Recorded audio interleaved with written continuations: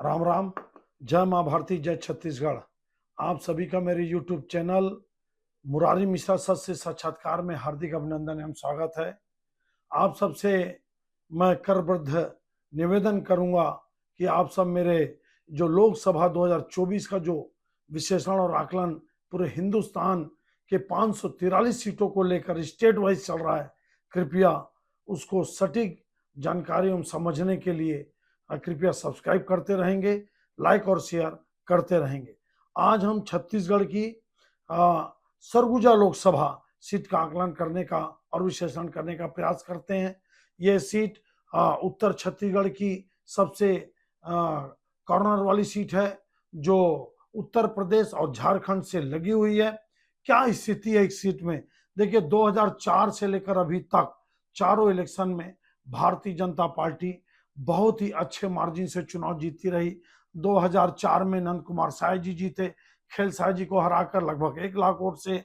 2009 में आपके मुरारी सिंह जी जीते लगभग 1,60,000 वोट से भानु प्रताप सिंह को हराकर। 2014 में कमल भान सिंह जी जीते लगभग 1,47,000 वोट से आपका रामदेव राम जी जो एमएलए थे उनको हराकर। और 2019 में जो अभी भरतपुर सोनहट से विधायक बनी, जिनका मुख्यमंत्री में बहुत जोर शोर से नाम चल रहा था, firebrand leader Renuka Singh ji, वो 1 लाख लगभग 58,000 वोटों से आपकी चुनाव जीतती हैं, वापस खेल साय जी जो कांग्रेस के कद्दावर नेता उनको हराकर। कुल मिलाकर देखा जाए तो आज भी नहीं लगता कि किसी भी दृष्टि में भारतीय जनता पार्टी कमजोर है। लेकिन मामला कहां पर फंसता है, मामला कहां पर आके क्रिटिकल बनता है? सबसे बड़ी बात यह है कि चिंतामणि महाराज जी जो 2 बार से सामरी और लुंड्रा से कांग्रेस के एमएलए थे, और जब उनकी टीएस बाबा से अदावत होती है तो वो कांग्रेस छोड़कर वापस बीजेपी में जाते हैं और भारतीय जनता पार्टी के प्रत्याशी बनाए जाते हैं। ये लुंड्रा से एमएलए थे और सामरी से एमएलए थे कांग्रेस से। अब भारतीय जनता पार्टी के नेता जो टिकट के दावेदार थे वो बहुत नाराज हैं, वो ठीक से काम नहीं कर पा रहे हैं, संगठन ठीक से काम नहीं कर पा रहा है। लेकिन क्या सरगुजा से आने वाले ही मुख्यमंत्री विष्णुदेव साय जी क्या सरगुजा और रायगढ़ की सीट को किसी भी ढंग से ढीला छोड़ने का प्रयास करेंगे? बिल्कुल नहीं। टीएस बाबा जो सरगुजा के की फैक्टर हैं कांग्रेस के लिए, उन्हीं की ये प्रत्याशी हैं शशि सिंह जी जो कांग्रेस की राष्ट्रीय युवा कांग्रेस की सचिव हैं और पूर्व मंत्री तुलेश्वर सिंह की बेटी हैं। टीएस बाबा जी अपने पारिवारिक उलझनों में उनके परिवार के किसी रिश्तेदार की तबीयत ठीक न होने के कारण समय नहीं दे पा रहे हैं, मुंबई में इलाज करा रहे हैं। लेकिन उसके बाद भी क्या स्थिति है? क्या 1.5 लाख वोटों से भारतीय जनता पार्टी सरगुजा जीतेगी 1,58,000 से? मेरे को नहीं लगता।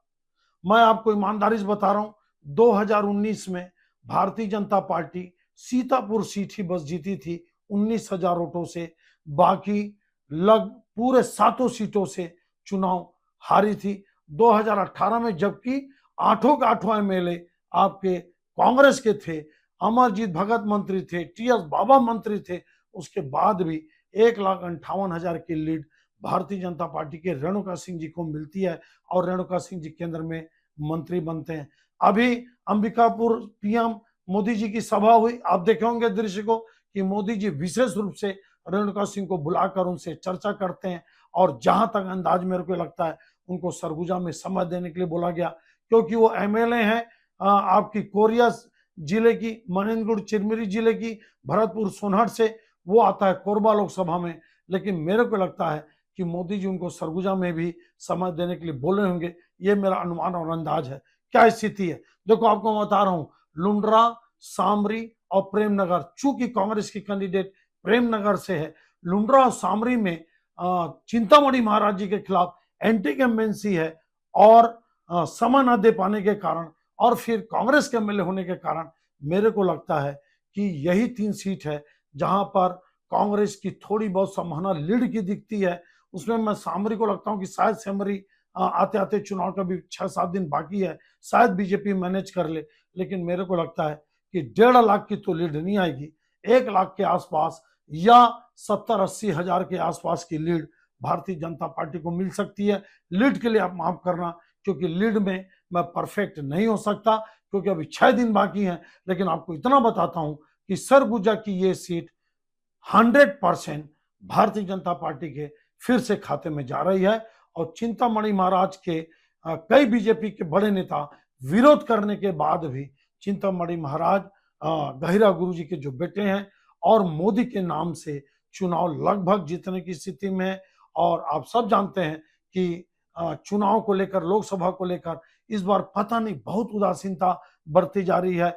अगर टीएस बाबा जी चुनाव के 6-7 दिन पहले और समय दे दिए तो हो सकता है लीड कम हो जाए, लेकिन आप मान के चलिए कि लीड लगभग लगभग कम से कम 70-80 हजार के आसपास रहेगी। और टीएस बाबा अगर ज्यादा समय दे दिए तो थोड़ा बहुत लीड ऊपर नीचे हो सकती है, लेकिन कुल मिलाकर आप मान के चलिए सरगुजा में भारतीय जनता पार्टी चुनाव जीत रही है। शशि सिंह जी अच्छी प्रत्याशी हैं, अच्छा चुनाव लड़ रही हैं। उसके बाद भी चूंकि कांग्रेस कमजोर है, कांग्रेस ठीक से चुनाव नहीं लड़ रहा है, कांग्रेस ठीक से प्रचार नहीं कर पा रही है, इसलिए, और ऊपर से मोदी जी की सभा होना, मोदी जी का बीजेपी के प्रत्याशी का लगातार मेहनत करना, मेरे को लगता है। और रामानुजगंज, आपका प्रतापपुर, आपका भटगांव, ये ऐसी सीटें हैं जहां पे 30-40 हजार की लीड भारतीय जनता पार्टी को मिल रही है 2004 से 2019 तक। मेरे को लगता है कि प्लस माइनस थोड़ा बहुत कम हो सकता है, लेकिन वैसे ही लीड इन सब सीटों पे जबरदस्त मिलेगी। हो सकता है सीतापुर जो पिछला चुनाव बीजेपी हारी थी इस बार जीत जाए। कुल मिलाकर यह सीट भारतीय जनता पार्टी के खाते में जाती है। यह आकलन विश्लेषण आपको कैसा लगा आप जरूर बताइए। कृपया मेरे चैनल को लाइक, सब्सक्राइब और शेयर और कमेंट्स करते रहिए। मुरारी मिश्रा, सच से साक्षात्कार। आप सबका धन्यवाद। जय हिंद, जय मां भारत।